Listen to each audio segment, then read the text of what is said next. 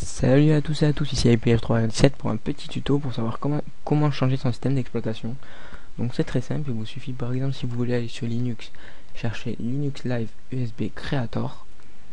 Donc rien de compliqué, on trouve ça sur Google facilement ou dans la description je mettrai un lien direct. Donc il suffira de cliquer pour télécharger.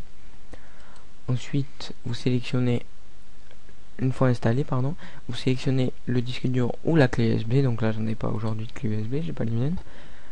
Ensuite, soit vous avez l'image ISO, comme dit ici, ou le CD que vous avez installé, et pour l'installer directement sur une clé USB.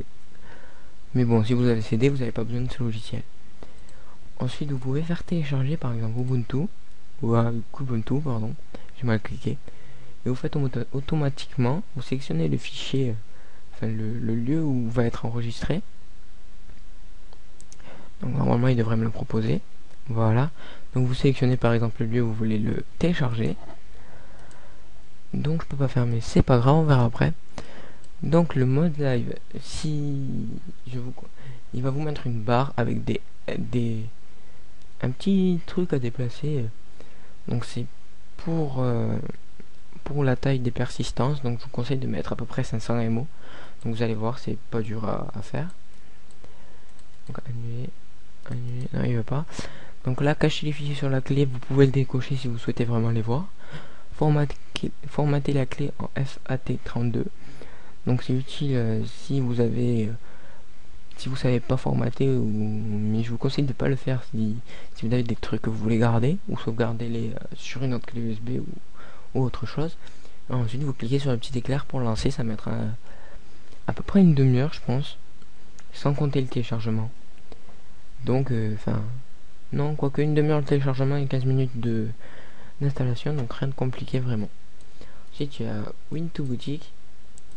Donc ça c'est pour Windows, donc vous choisissez votre clé USB pareil, vous cliquez sur Quick Format, Drop Source hors clic, là vous choisissez votre fichier .iso, donc vous pouvez trouver facilement sur Google, par exemple Windows 7, donc Windows 7 ISO.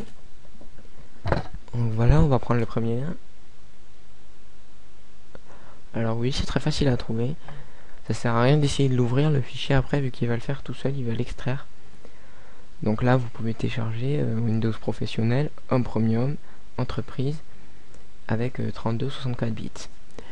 Donc pour Windows, il y a un petit logiciel pour activer Windows qui s'appelle Windows... pourquoi je tape sur Google Windows Loader. Donc pour activer Windows, c'est vraiment rien de compliqué, il faut le lancer, cliquer sur Install, et ça fait le reste tout seul. Donc ça on fermera plus tard. Oui. Donc après, pour le boot, il vous suffit d'aller sur internet, taper votre PC, enfin BIOS Packard Bell, et normalement je devrais réussir à trouver les commandes pour lancer, pour booter sur autre chose avec mon PC. Donc liste des pilotes de fil traditionnels.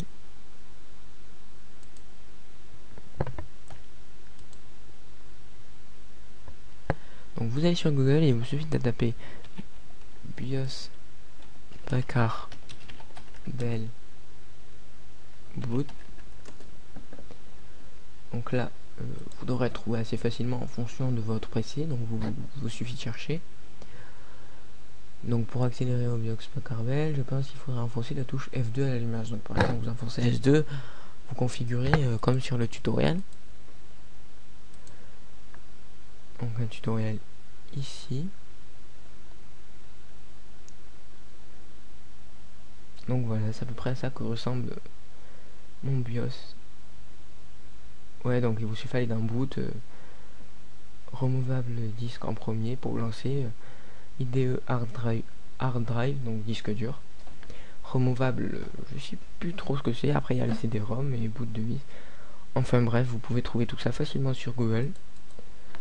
Donc voilà, c'était surtout pour vous aider et vous éviter de chercher pendant 3 ans ce qu'il faut.